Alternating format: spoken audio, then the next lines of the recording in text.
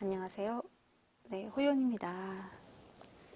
최근까지 19세 청년기까지 저의 과거의 이야기를 떠올려 봤는데요. 그렇게 주저주저 얘기를 좀 하고 보니까 또 빠뜨린 기억들이 새삼 떠오르더라고요. 근데 빠뜨린 기억들이 다들 좀 기억하고 싶지 않은 것들이더라고요. 그런데 따지고 보면 또 그런 것들이 음, 중간에 끼어 있기 때문에 오늘의 저가 있지 않나 싶습니다. 제가 말을 솜씨가 별로 없는 편이에요. 말을 좀 띄엄띄엄 더듬더듬 할 때도 있는데 그 원인이 있습니다. 제가 좀 어릴 때 굉장히 좀 마음이 심약한 아이였어요. 6살 때 제가 말드듬이었다라는 기억은 없는데요. 말을 많이 더듬었다 하더라고요. 제 생각으로는 그 원인이 아버님이 초등학교 6살 때 저를 한글을 강제적으로 가리키면서 이렇게 좀 놀이식으로 재미나게 가리킨 것이 아니라 협박으로 엇박지르면서 매와 함께 가리키면서 제가 좀 많이 스트레스를 받으면서 말드더미가 시작되지 않았나 싶더라고요. 다행히도 말드더미 기간은 오래 가진 않았고요. 한 1년 정도 좀 간 것 같더라고요. 그래서 그런 좀 아픈 기억이 있고요. 또 아버님에 관해서 좋은 기억이 아마 그 이후로 별로 어, 없지 않나 싶습니다. 그리고 기억이 아침 생각하면 이제 7살 때쯤에 체조 운동을 하세요. 온 가족을. 6살 때부터 아마 아침 생각하면 그랬던 것 같은데 이렇게 잼잼 하는 거 있잖아요. 손을 쥐었다 폈다 하는 이 잼잼 운동부터 해서 기억나는 게 방에 앉혀놓고 발끝 잡기 운동, 그러니까 맨손 체조를 간단하게 아침으로 했던 것 같아요. 그런 기억이 있고요. 그리고 7살 때 할아버지 댁으로 이사가고 보니까 할아버지 댁의 아침 운동은 더 대단한 거예요. 어땠냐면요. 할아버지 댁에는 이제 고모 애들도 같이 살았는데 고모네 막내 고모 하고 삼촌하고 할아버지 할머니 저희 5식구 이렇게 살았는데 고모는 아침 운동에 참석 안 시키고요. 저희들 그러니까 또 어머니 빼고 부엌 일을 하셔야 되니까 어머니 빼고 저희들 해서 뭐 삼촌 아버지 저 언니 남동생 할아버지 아버지까지 해서 아침부터 국민체조를 하십니다. 그 국민체조 기억하시는 분도 있을지 모르겠는데 뭐 하나 둘 셋 넷 하는 그 라디오에서 아침에 국민체조가 나와요. 박정희 대통령께서 시작하신 그런 건데 그걸 아침마다 하는 거예요. 아마 7시인가 8시인가 시작을 했을걸요. 온 가족이 마당에서 그렇게 하고요. 그래서 저는 모든 집집마다 다 그런 줄 알았어요. 진짜 우리 집뿐만 아니라. 그리고 저희 집 남자들은 검도를 해야 됩니다. 검도 운동 집안이에요. 할아버지 때부터. 그래서 할아버지 스스로도 자신도 좀 유명한 사람이긴 한데 아버지, 할아버지 아침마다 이제 마당에 타이어가 걸려있는 그런 나무가 있어요. 아침마다 죽도를 때려요. 타이어를. 죽도 기본 운동. 습관적으로 그냥. 그래서 아침마다 죽도 휘두르는 소리가 집안을 쩌렁쩌렁 합니다. 그래서 저는 진짜 다른 집에도 다 그렇게 사는 줄 알았어요. 그러니까 특이하게 그런 기억이 있어요. 그리고 제가 8살 때 또 빠뜨린 기억 중에 할아버지가 당시에 중학교 체육 선생님이셨는데요. 검도 파트 전공으로 해서 애들을 특화된 운동을 시켰어요. 남에서. 그래서 그리고 제자들을 워낙 많이 사랑하시고 그러셔서 중학생들이 어느 날 저희 집에서 토끼를 잡는데요. 그냥 손으로 잡는 게 아니라 죽이는데 가죽을 벗기는 거예요. 중학생이. 그래서 제가 그 가죽 벗기는 모습을 보고 충격을 엄청 받았어요. 진짜 어떻게 중학생부터 그렇게 잔인한 짓을 하지? 그 8살 기억으로는 엄청난 충격이어서 말도 못해는 좀 어릴 때, 그러니까 제 감정을 표출하는 그런 성격이 아니었기 때문에 그냥 놀래고 말았던 것 같아요. 근데 그게 문득문득 떠올라요. 그래서 토끼고기를 제가 그때 저도 먹었나 안 먹었나는 모르겠는데 그 이후로 토끼고기를 먹어본 적이 없는 것 같습니다. 그리고 9살 때 진짜 많이 아팠었는데요. 제가 어떤 쪽으로 아프냐면 뭐 8살 때 또 티눈으로 고생했다고 그랬잖아요. 9살 때는 혀 밑에서 혀가 또 나와요. 그러니까 혀 밑에 보면은 약간 좀 그 정맥 옆에 약간 좀 그 뭐라고 해야 되나 물고기 아가미처럼 생긴 게 좀 있는데 그게 자라는 거예요. 특이하죠. 그래서 그것 때문에 병원도 다녔고 그리고 앞니빨이 빠졌는데 이빨이 정상적으로 안 나오고 몰이빨이 나요. 이빨이 말랑말랑한 거예요.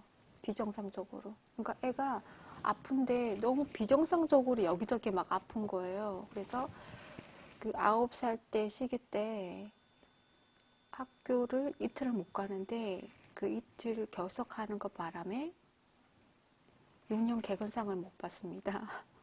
그거 생각하면 진짜 가슴 아파요. 왜 그렇게 아파도 참 희한하게 많이 아팠는지. 다행히도 초등학교 2학년 때 그렇게 아프고 여름 방학 되기 전에 이사를 합니다.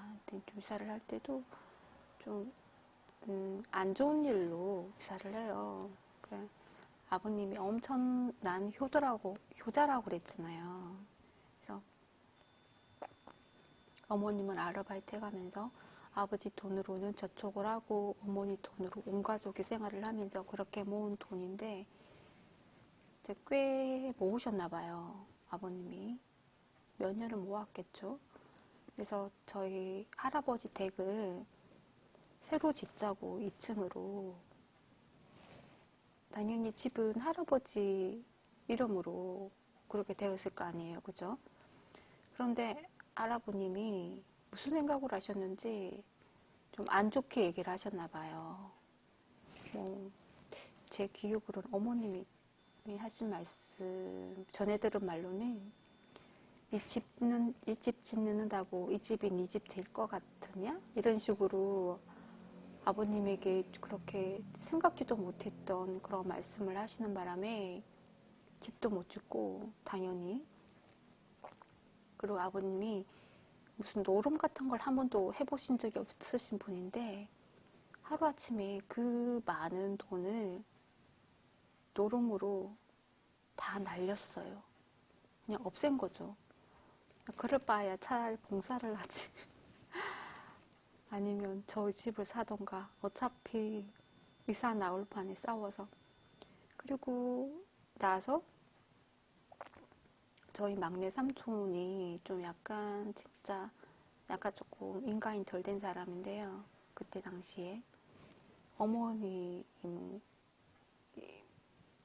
안 좋은 소리 하고 이렇게 손도 대고 어머니한테 그랬던 거예요.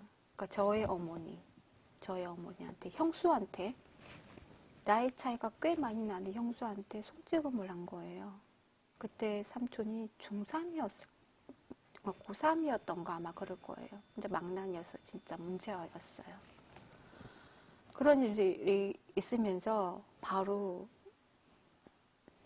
아무것도 안 가지고 나왔는데요. 이제 가지고 나온 거는 그냥 저희 방에 있었던 거. 저희가 방 하나에 할아버지 댁 들어가서 살았지만 방 하나에 5식구가 잤어요, 진짜. 앞뒤로 누운 거죠. 발 사이사이 끼어가지고 진짜 좁은 방에. 딱 그것도 잘 살려고 그런 거잖아요. 그렇게 해서 어쨌든 아버님, 어머니 고생해서 온 가족 식구가 먹고 살았는데 너무 속상이었을 것 같더라고요. 제가 생각해봐도 할아버님. 그래도 저희 아버지는 끝까지 효도하셨어요. 그거 생각하면 참 속도 없어 보이기도 한데 또 장남으로서 할 거든 한 것 같아서 그건 잘한 것 같더라고요. 부모 복이 없는 거는 어쩔 수가 없어요. 그리고 나서 제가 어쨌든 9살 때 이사를 하는데 아까 토끼 죽은 얘기했잖아요. 그런데 그 9살 때쯤에 이사하고 보니 여름에 또 개를 잡는데 개 잡는 걸 본 거예요. 근데 우리 집에서 개 잡은 게 아니라 저희 아버지는 개 안 먹어요. 다행히 또 집에서 기른 동물은 웬만하면 입에 안 넣는데 심성이 착해서 그러겠죠. 동네 다른 집에서 이제 저희 집을 골목으로 지나서 저희 집을 가려고 그러면 그 집을 지나게 되는데 우물 옆에 있는 집이었는데 마당에서 개를 잡는 거예요. 개를 나무에다가 묶어놨더라고. 도롱도롱 매놨는데 개가 낑낑거리면서 진짜 힘들어하는 걸 보면서 제가 또 충격을 먹었어요. 정말 너무 사람들 잔인해. 먹을 것이 없는 세상이 아닌데 꼭 개를 먹어야 되나. 그렇게 개를 먹는다고 해서 건강하게 오래오래 장수하는 것도 아니더만. 아무튼 그런 엄청난 기억들이 숨어 있더라고요. 그리고 또 그 해 9살 때 학교 기억은 별로 없는데 제 집 주변에서 기억들이 새록새록 떠오르네요. 이사한 지 얼마 안 돼서 다행히도 그 이사 나올 때는 5만 원 들고 나왔다 그러더라고요. 아버님이 다 노롱으로 날려버렸으니까 통장에 5만 원밖에 없었나 보죠. 그 5만 원으로 방을 하나 빌린 거예요. 그래가지고 어쨌든 그 집에 이사를 갔는데 그해 여름에 어머니가 외할머니에게 SOS를 해서 돈을 빌렸어요. 왜냐면 저희가 이사간 집 주인께서 집을 팔려고 내놓은 거예요. 그러니까 위채, 아래채 이렇게 있는 집이었는데 저희는 이제 아래채에 부모님이 월세를 냈고 어쨌든 위채와 함께 파신다고 그래서 어머님이 얼른 돈을 빌려서 할머니한테 빌려서 집을 산 거죠. 너무나 잘한 거죠. 그리고 같은 해 여름에 잠을 자는데 그때가 여름방학인가 그랬던 것 같아요. 귀신을 봤어요. 제가 마당에서 웬만하면 저녁에 자다가 소피가 마려워서 일어나지는 않는데 그날 밤에 갑자기 소피가 마려워서 소피를 보고 방으로 들어가려고 그러는데 저기 마당에서 이렇게 사선으로 산을 보면은 산 입구가 보이거든요. 그 입구에 귀신이 서 있는 거예요. 그 귀신 얘기는 제가 따로 여름 특집으로 한 것 같은데. 그래서 어쨌든 귀신을 봤고, 여자 귀신을 봤고, 그리고 방에 들어와서 가위가 눌렸어요. 그리고 그 가위 눌림과 귀신이 저에게 속삭였던 살려달라는 얘기는 새벽에 닭이 오니까 귀신 소리도 안 들리고 가위도 풀리고, 그 경험이 처음이자 마지막으로 그랬어요. 제가 어쨌든 그해 몸도 아프고 학교도 이틀씩이나 결석을 하고 이사도 하고 어쨌든 많은 일이 있으면서 몸이 많이 허해져서 그 어린 저한테 귀신이 해코지를 하지 않았나 싶더라고요. 아무튼 그 이후로는 전혀 그런 일이 없어서 천만다행입니다. 아무튼 저희 집안 사람들이 귀가 약한 사람들이 아닌데 그런 일이 있었어요. 그리고 11살 때 초등학교 4학년 때 충격적인 일이 일어나요. 그 이사한 집 화장실 바닥이 통나무로 많이 이렇게 재료가 통나무가 많은 거예요. 말 그대로 동그란 거. 잘라진 게 아니라 그래서 고정이 덜 된 통나무는 물 청소를 하고 나면 밟으면 뱅글뱅글 돌아가요. 제가 초등학교 아마 여름 되기 전에 좀 봄이었나 봐요. 한 5월인지 4월인지 화장실에 들어갔는데 엄마가 물 청소를 막 끝낸 후였나 봐요. 근데 잘못 밟아서 화장실에 빠졌어요. 진짜 어마어마하게 충격을 받았어요. 머리가 다 들어가지는 않았고 어쨌든 빠졌어요. 그 이후로는 어떻게 나왔는지도 기억이 안 나요. 고아 한번 질렀겠죠. 그리고 저를 씻겨준 사람은 부모님도 아니고 저희 뒷집에 살고 있는 언니였어요. 20대 언니. 한 27, 8 되는 언니인데 그 언니가 술집을 다녔어. 근데 성품이 너무 착했어요. 언니가 똥물에 빠져있는 저를 저희 집에 그때 욕실이 없었거든요. 빨간색 큰 대야에 물을 담아서 저를 저희 부엌에서 씻었어요. 그때는 부엌도 이렇게 개조된 부엌이 아니라 옛날식 부엌. 그러니까 입식이긴 한데 바닥에 물이 철벙철벙 하는 그런. 그래서 거기서 저를 씻겼죠. 그래서 제가 가끔 그 트라우마가 있어서 화장실에 빠지는 꿈을 가끔 꿔요. 요즘도 꿔요. 그 정도로 그 기억이 굉장히 힘들었나 봐요. 그 경험이.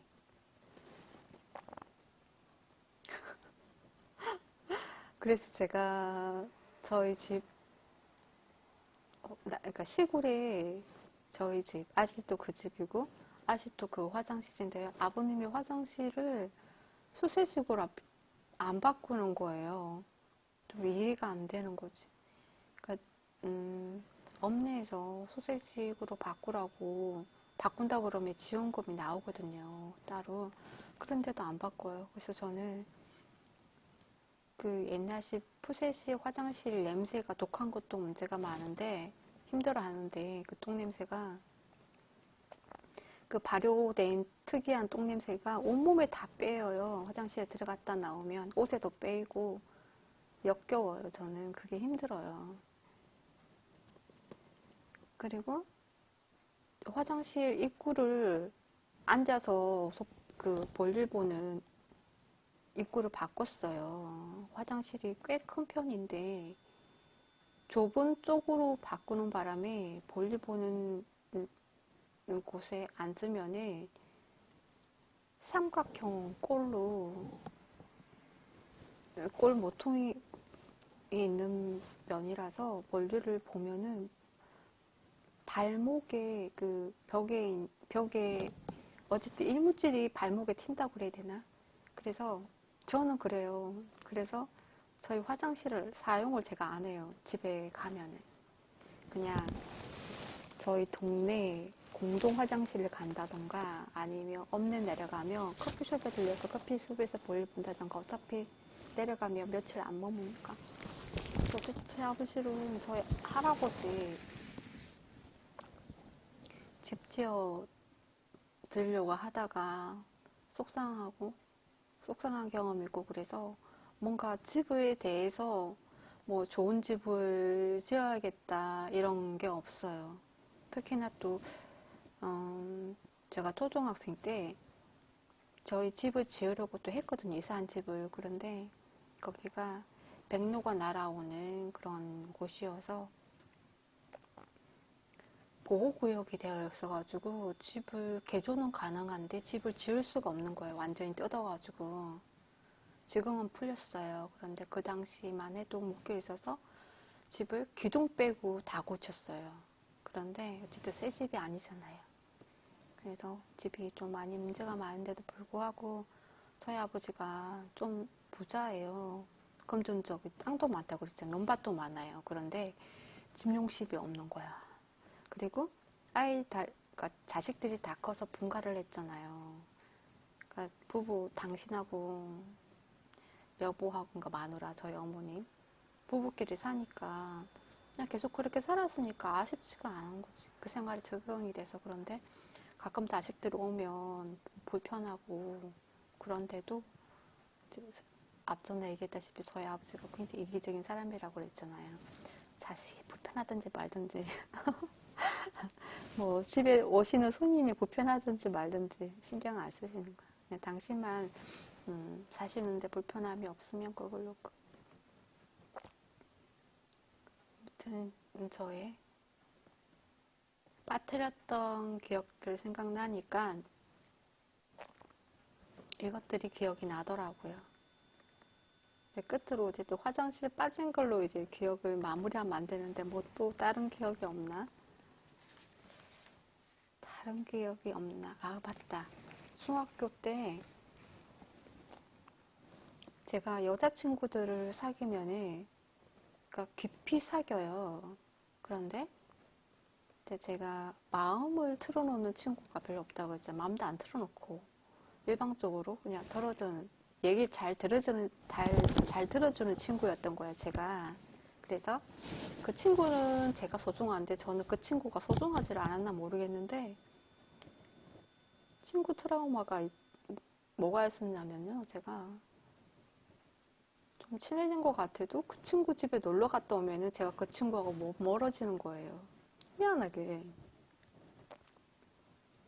중학교 때부터 그런 거예요. 그리고 제가 학년이 바뀌면 그 저학년 때 사귀었던, 친하게 지냈던 친구들은 같은 반이 안 되면 멀어지고 또 학년이 올라가고 새로운 반에서 또 앞뒤로 친구들하고 또 친해지는 거예요. 깊게. 또 학년이 또 바뀌면 또 그 친구는 또 기억에서 멀어지고, 그러니까 새로운 친구를 빨리 사귀는 거죠. 굉장히. 그냥 얘기 잘 들어주고 수긍해주고 이러니까 친구들 입장에서는 좋죠. 제가 좀 수다쟁이고 친구들 사이에 말을 좀 주도적으로 많이 하는 스타일이면 제가 이렇게 말을 못하진 않았을 것 같아요.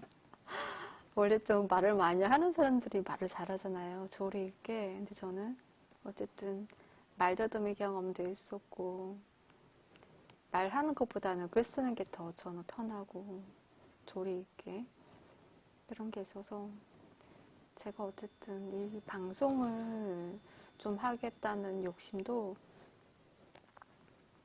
제가 주변에 사람이 없으면 하루 종일 말을 아예 안 해요. 어쨌든 혼자서 말을 하면 살짝 좀 문제가 있는 사람처럼 이렇게 보일 수도 있잖아요. 어쨌든 제가 특별하게 업무적으로는 할 얘기는 하겠지만 그 외에는 말을 많이 하는 편이 아니라서 어쨌든 말할 기회가 별로 없으니까 또 언변이, 말주변이 더 없어지는 것 같아서 이렇게라도 뭔가 제 기억 잔재를 남기는 방송이라던가 이것저것 방송을 하게 되면 하다 보면 말을 조금 더 조리 있게 하지 않을까 싶어서 방송을 또 하게 되는 그런 이유가 있는 것 같기도 합니다. 일단은 하루 시간이 이 방송에 집중해서 할 수 있는 시간이 없어요. 방송하는 시간, 편집할 시간도 없고 그대로 녹화를 해서 쏘아버리는 거예요. 그냥 그래서 저의 말 습관이 평소에 어땠는지도 모르고 제가 또 저희 고객에게 얘기를 할 때 또 어떤 자세였는지도 모르고 그랬는데요. 짧게라도 방송을 하면서 녹화를 하면서 저의 언어의 습관, 자세, 표정을 조금 더 유심 있게 관찰하게 됐고요. 그리고 많이 느낀 것도 있더라고요. 지금은 조금 나아진 게 있는데 뭐냐면요. 제가 제 녹화를 한 걸 모니터 하면서 느낀 게 입을 그렇게 무슨 진짜 밥 먹고 나면 짭짭거리듯이 그렇게 짭짭하더라고요. 그러니까 평소에도 그랬나? 누군가 대화를 할 때도 그러나? 그런 생각도 들기도 하고요. 그리고 했던 말 또 하고 했던 말 또 하고 무슨 노인이처럼 그런 것 같기도 하고 그런 면도 있고 그래서 좀 충격적이기도 했어요. 저의 그런 평소에도 진짜 이러는지 좀 의문이기도 해서 좀 친한 사람한테 물어봐야 되지 않나. 그리고 평소에 대화할 때는 입에 침이 많이 안 고이는데 방송을 녹화를 함에도 불구하고 입안에 침이 그렇게 고이는 거예요. 누구는 침이 마른다고 하던데.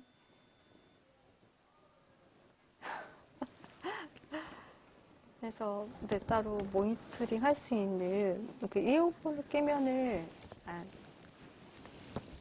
제 목소리를 바로 들으면서 모니터링이 바로 가능하다고 해서 이어폰을 또 챙겨서